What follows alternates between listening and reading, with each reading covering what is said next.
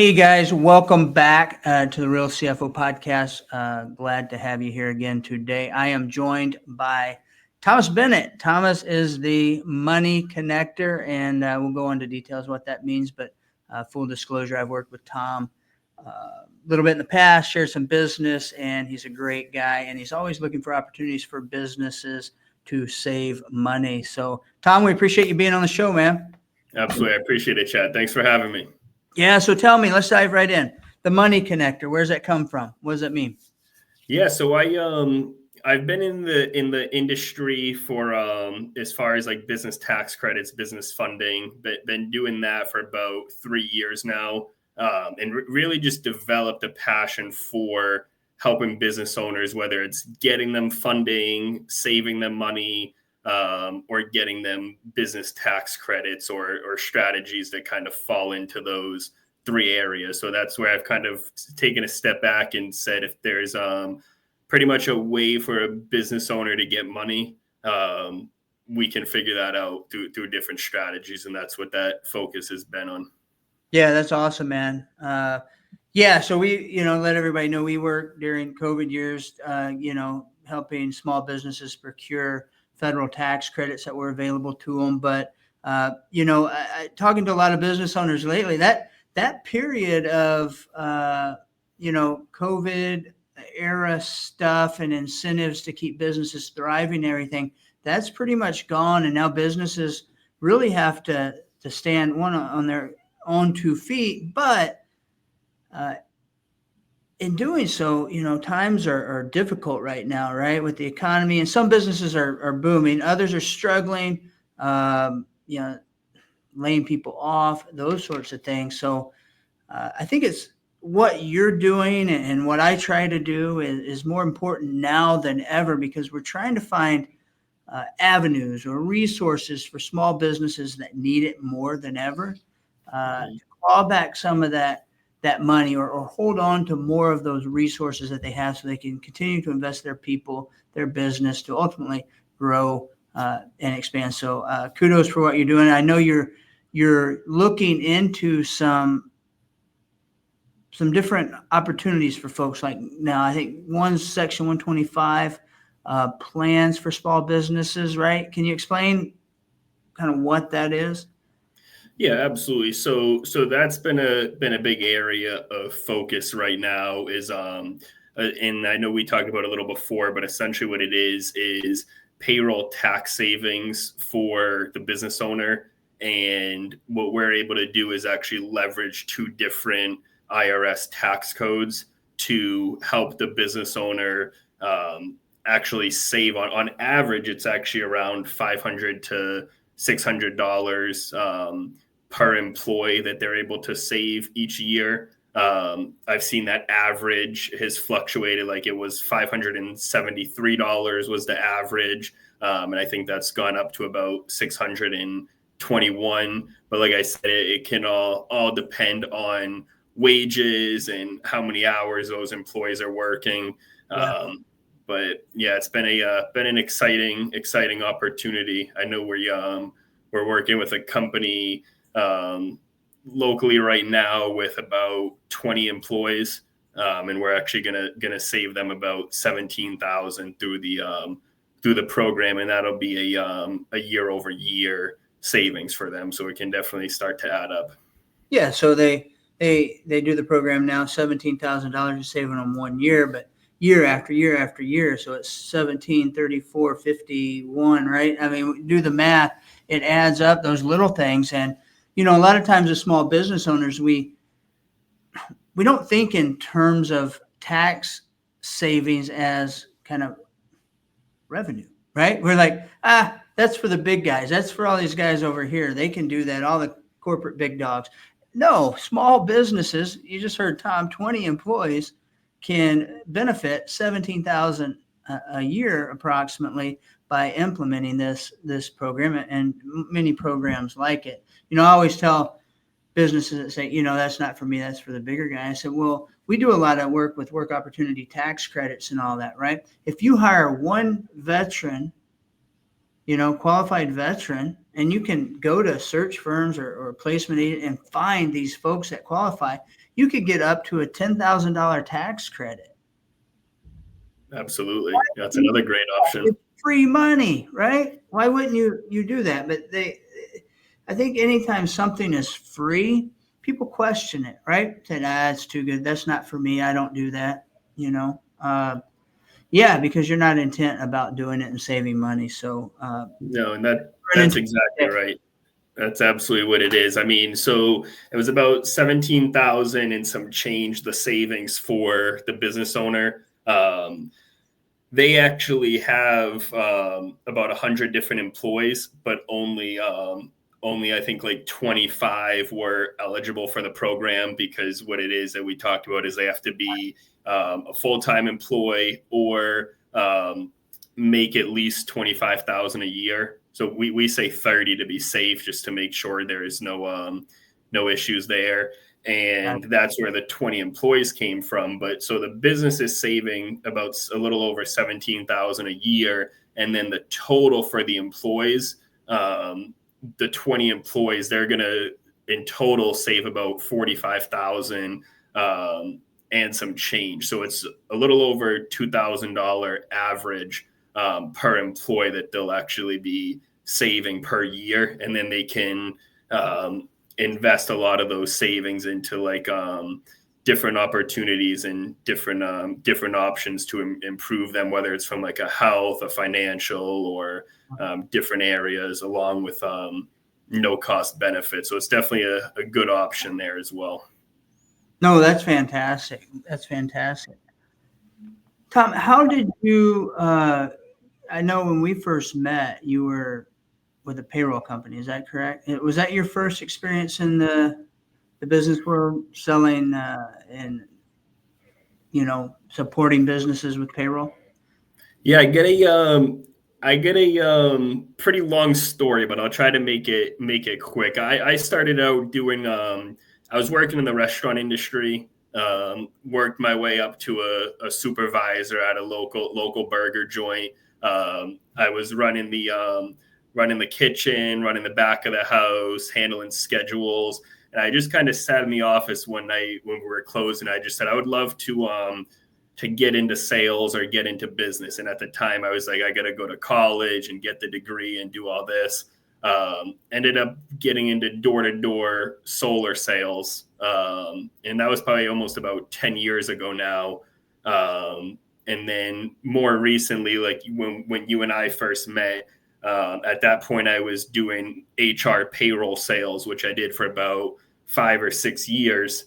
And what happened there is I was at a company at the time that started offering the employee retention credit.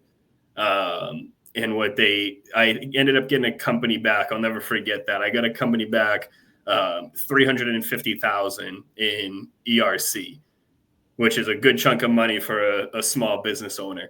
And then my commission, I think, was a couple $100 for doing all the heavy lifting. And I was just like, I don't know if that's gonna pay the bill. So that's where I ended up actually partnering up with Matt and Luigi, and we really just put a plan together with you and really just went all in on that credit.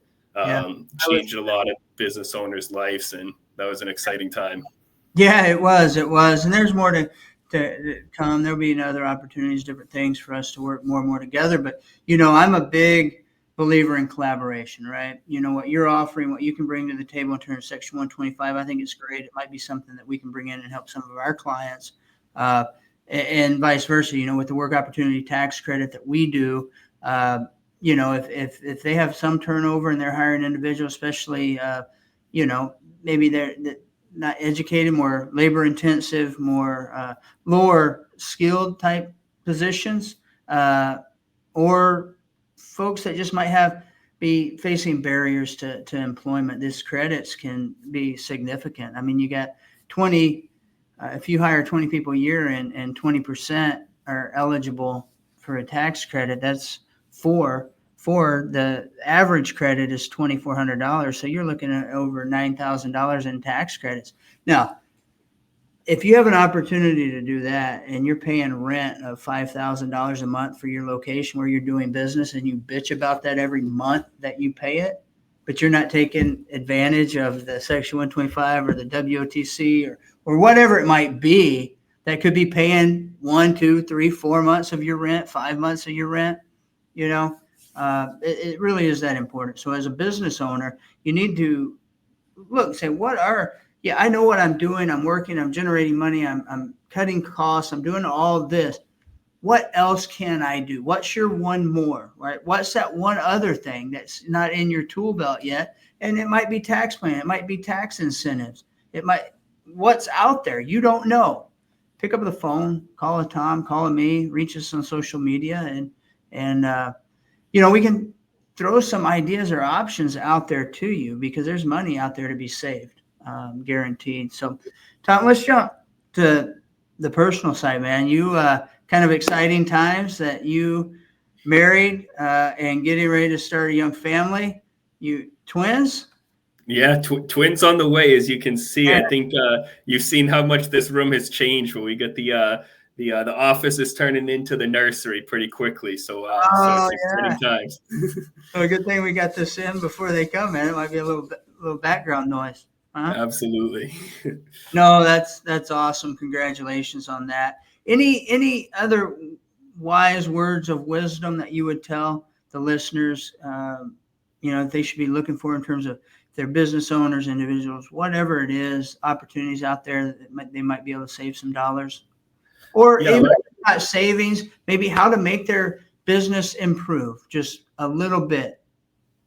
Yeah, no, I think definitely. I mean, whether it's depending on the phase that you're in the business, right? Like I know we talked about, there's plenty of different options out there for funding to grow the business. We obviously talked about different options out there to whether it's business tax credits, business tax savings. There's a lot of different options out there that can help grow the business, but also get you some money back. And I wanted to actually take a minute to kind of have you go in a little detail on that as well. I think one of the things that I'm seeing the most with business owners when we're in the conversation of business tax credits and business tax savings. I know you're obviously an expert when it comes to CPAs. I know a lot of these small business owners that I work with, they may not have the best CPA. And I think one of the things I run into the most in these conversations is, well,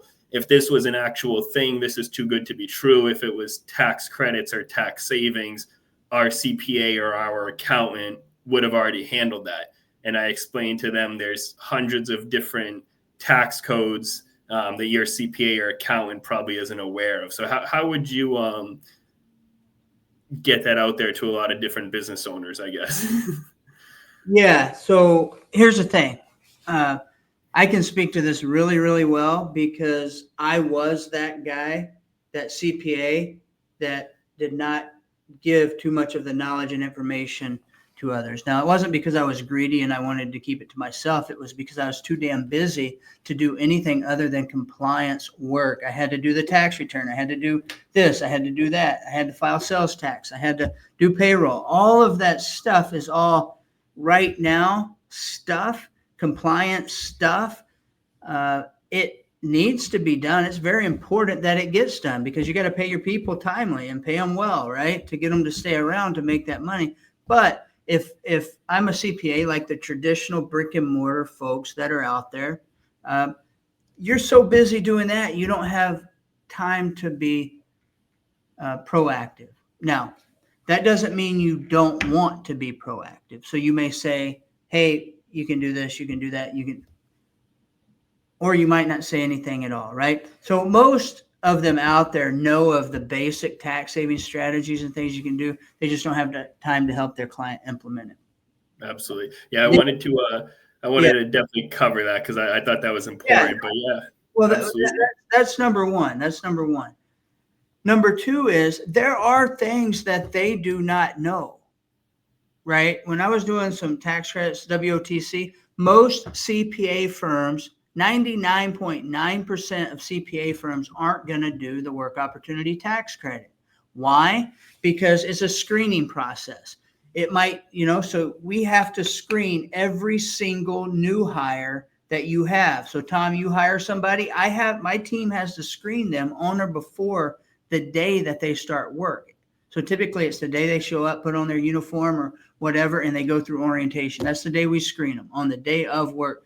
And then we have to file that paperwork with the State Department of Labor that handles the program for the federal government. Then we have to respond to them if they need more information. Then we have to wait for them to send back a certification. Then we get that certification. Now we go to the employer and say, send us the wages. And we calculate the credit and say, here you go. So it's a pain in the ass to do that unless you have a system, process, and everything in place. For a CPA to do that one-off, they're not going to do it. Same with the R&D, right? They're not going to do it. One, they might not think you qualify, but those rules have changed. And even me right now, I know they've just recently changed again, and I don't think in a great way. But anyway, they don't know those. So there's many things out there that they aren't aware of, and I guarantee you. So anybody that tells me if it were available to me, my CPA would have told me. I said bullshit. Let's get a conference call in on your CPA, and we'll have a conversation. We'll see what he's doing, what he's not. I'm not trying to steal his business. He can do your tax prep all day. If I can help you save some money, are you open to that? You would think so. Yeah, absolutely. I'm not going to take anything from him. He can still do your compliance stuff and do it. But if I can save you money, more than you're going to pay me to do it, and including what you already pay him, if we can get you an ROI on what the spend is, would you be interested in doing that? And if they say no, I said, I don't have any interest in trying to talk you into it because you're not looking to go there, right? Absolutely. I get pretty passionate and heated about that because that's I used to be both. used to be that guy. So you and me both. Yeah. No, I think that's it though. I mean, really, like we said, if there's it's definitely tough times for a lot of small business owners. Hopefully things are going in a better direction, but I know there's been a lot of challenges for business owners over the past few years. So like we said, if there's whether it's us or someone else, whether you need funding, tax credits, tax savings, I would just recommend that you at least connect with someone and get an idea of what you might be missing out on. No, that's a good point. And let's talk a little bit about the economy if you got a few more minutes. I know you got to get, but November, I think there's 12,000 jobs created, right? Over 140,000 manufacturing jobs lost, I believe. I know there's been a change in our political environment, whatever. Things aren't going to be fixed overnight. That's challenging, right? That's there's some things happening in the economy that I think we're gonna go through some hard times. In fact, KPMG, I believe it is, one of the big CPA consulting firms in the country, Fortune 5 companies work with them, just laid off, I think, 150 people. So challenges are coming. So as Tom said and alluded to, that try to look under every rock. If you think you're doing everything you can, ask somebody else if they think you are, because, if we work together as small business owners and consultants and entrepreneurs, somebody knows something you don't know.